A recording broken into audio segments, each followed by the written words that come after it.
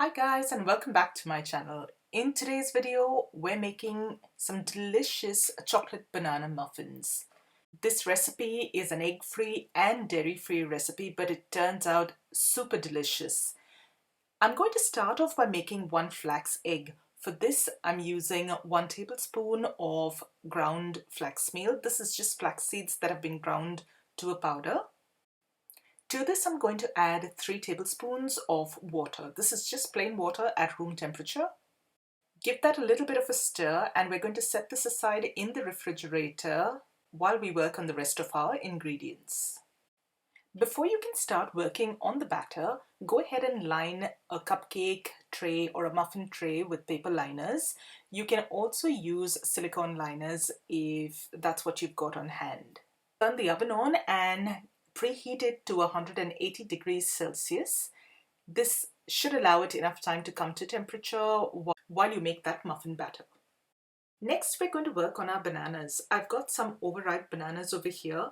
It's nice when they're overripe because it lends a little extra sweetness and flavor to the muffins. I'm using 3 large ripe bananas, really ripe bananas here. Using either a fork or a potato masher, we're going to mash these down completely. Once that's done, we're going to add our wet ingredients into the same bowl.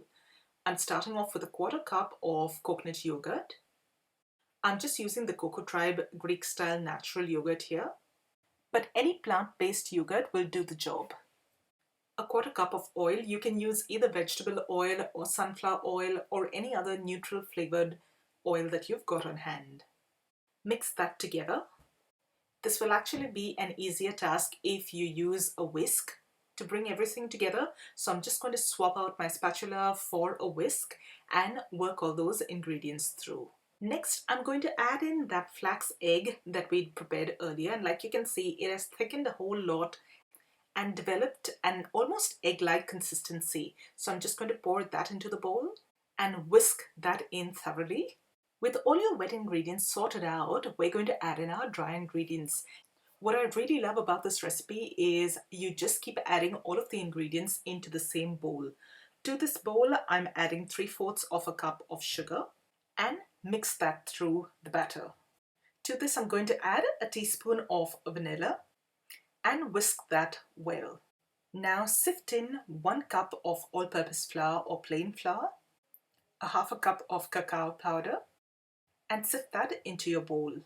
Now before you can mix in the flour, I'm just going to sprinkle 1 teaspoon of baking powder right on top, 1/2 teaspoon of baking soda or soda bicarb, and a teaspoon of cinnamon powder. We're going to season everything with a little pinch of salt just to bring out all the flavors. And now using a spatula, you're simply going to fold everything together. You don't want to overwork this batter too much. We're just going to try and get most of the dry ingredients mixed through and try and eliminate most of the lumps that may form. If you've got a few small lumps in your batter, that's perfectly fine. The key is to not overwork your muffin batter, otherwise that results in a dense muffin. Once everything has mostly incorporated, your batter is ready, and at this point you can fold through any add-ins of your choice. If you'd like, you can fold through some chopped walnuts or some chocolate chips. This time around, I'm just going to leave these as is.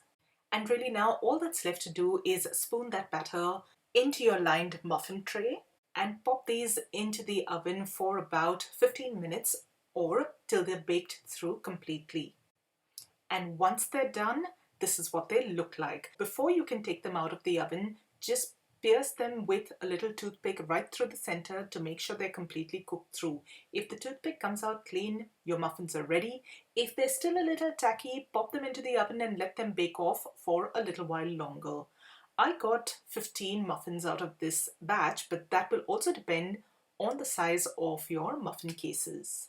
Let the muffins cool completely on a wire rack, and you've got yourself a gorgeous batch of chocolate banana muffins. Now I'm sure you're eager to see what these look like on the inside, so let's quickly crack into one.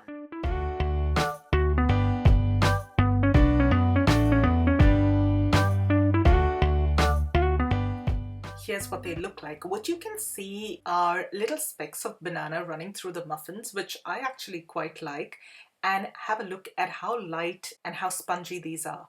Right through the center, they've cooked through beautifully and they're really moist and tasty. I'm going to sit down and enjoy one of these with a nice hot cup of tea now. I hope you enjoyed today's video. If you did, don't forget to give it a thumbs up.